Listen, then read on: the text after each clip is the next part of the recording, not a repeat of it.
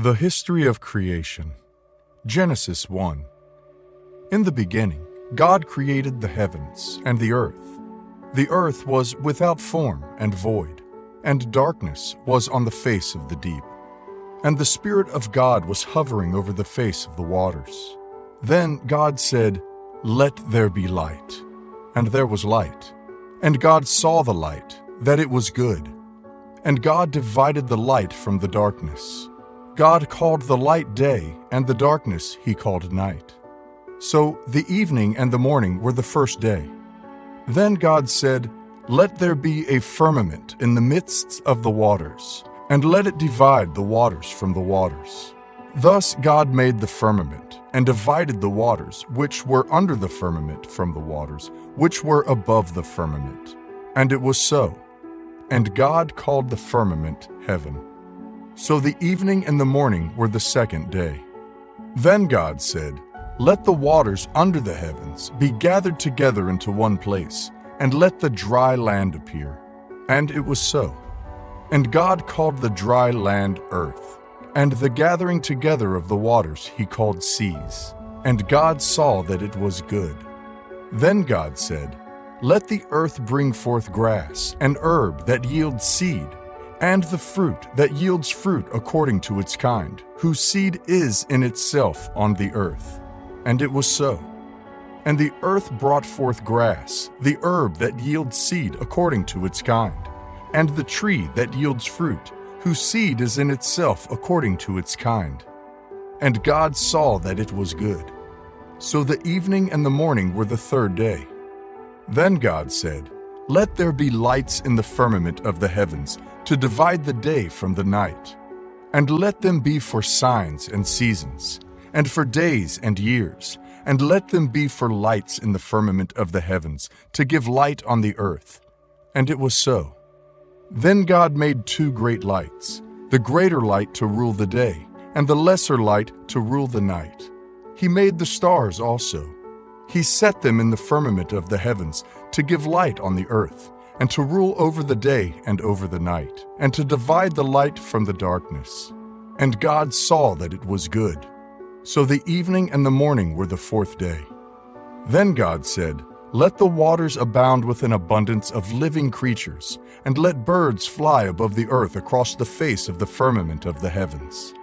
So God created great sea creatures, and every living thing that moves, with which the waters abounded, according to their kind, and every winged bird according to its kind. And God saw that it was good.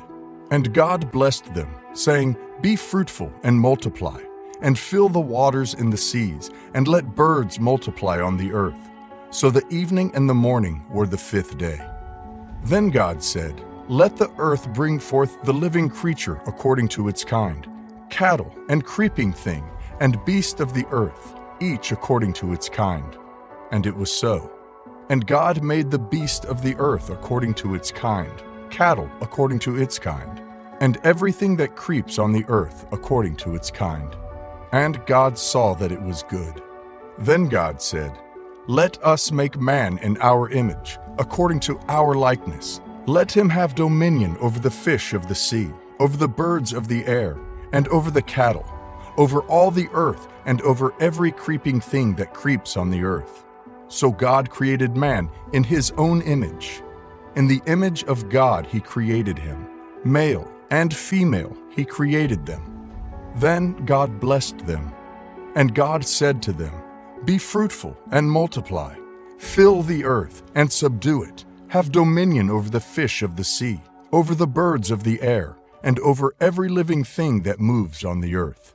And God said, "See, I have given you every herb that yields seed, which is on the face of all the earth, and every tree whose fruit yields seed.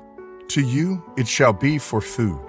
Also to every beast of the earth, to every bird of the air, and to everything that creeps on the earth, in which there is life, I have given every green herb for food." And it was so. Then God saw everything he had made, and indeed it was very good. So the evening and the morning were the sixth day. The Garden of Eden. Genesis 2. Thus the heavens and the earth and all the host of them were finished. And on the seventh day God ended his work which he had done, and he rested on the seventh day from all his work which he had done. Then God blessed the seventh day and sanctified it, because in it he rested from all his work which God had created and made. This is the history of the heavens and the earth when they were created, in that day that the Lord God made the earth and the heavens.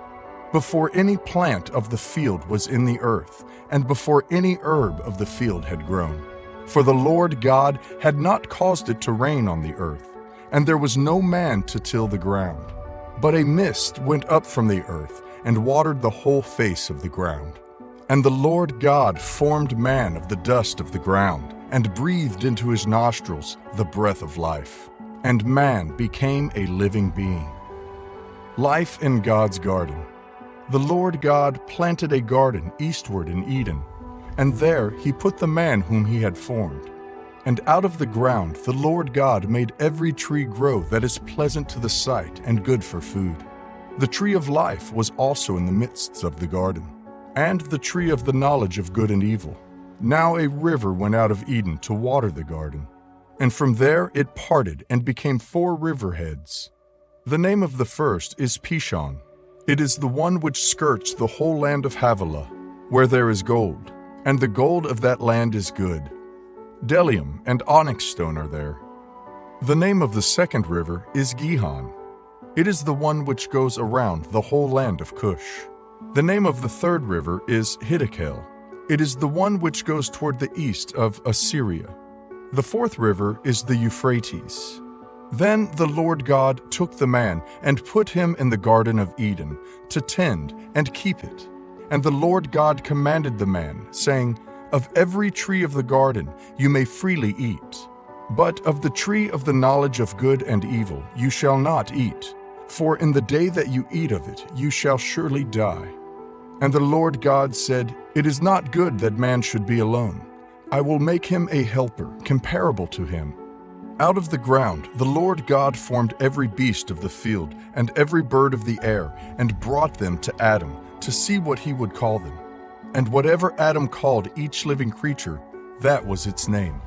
So Adam gave names to all cattle, to the birds of the air, and to every beast of the field.